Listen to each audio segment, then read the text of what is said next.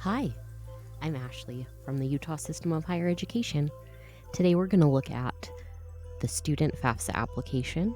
We'll briefly touch on what each section will look like, and hopefully this will be helpful as you fill out your FAFSA. So, as we just went through on the previous couple of slides, after you answer some questions about your personal circumstances and you invite your parent contributors, the FAFSA will ask additional questions starting with demographic information.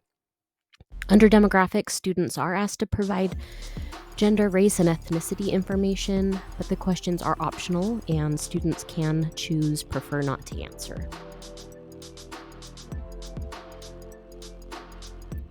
There will be some questions about student citizenship status. Students that are able to qualify for aid from the FAFSA would be students who are U.S. citizens or eligible non-citizens. And if you want more information on student citizenship questions, I'll leave the link below to our 25-26 FAFSA deep dive. That presentation goes in depth on those slides and can provide some additional helpful details. Student tax information. If the student filed taxes and has a verified studentaid.gov account, tax information should automatically transfer over from the IRS and no tax questions will show up for the student. If the student filed taxes but doesn't have an account on studentaid.gov that was made prior the 1 to 3 business days, then they will have to manually answer the tax questions. After the student submits the FAFSA and there's been time to verify their information, FAFSA can automatically transfer IRS data, and it will replace any manually entered information. If the student did not file taxes and is considered a dependent student under their parents' taxes, the student will not need to answer any tax questions.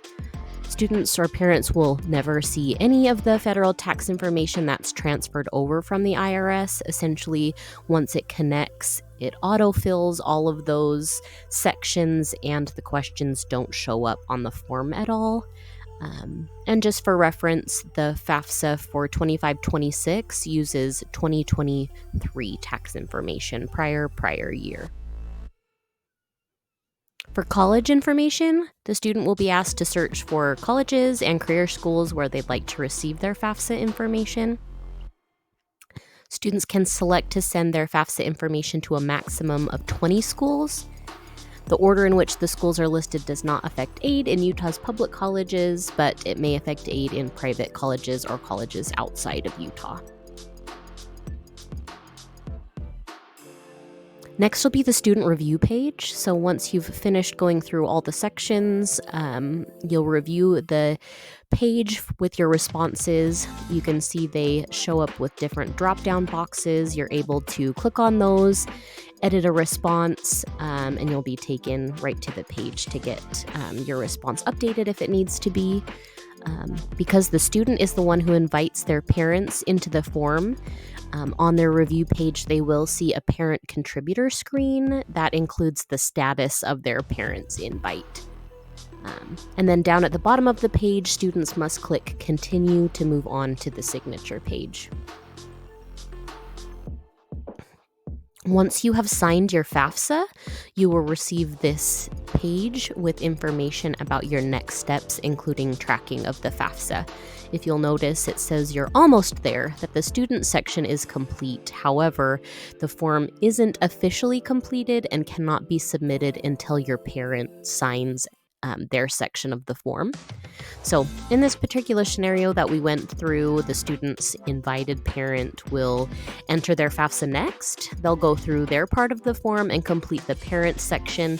And once they submit their form, then the form will be completely submitted. So here students are also able to see the status of their contributor invitations.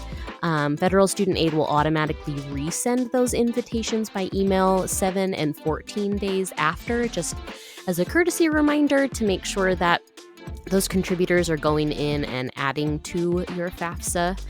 Keep in mind that if the student is the only one who submits, the FAFSA is still considered incomplete, and it will only stay in the system for 45 days. After that, it is deleted.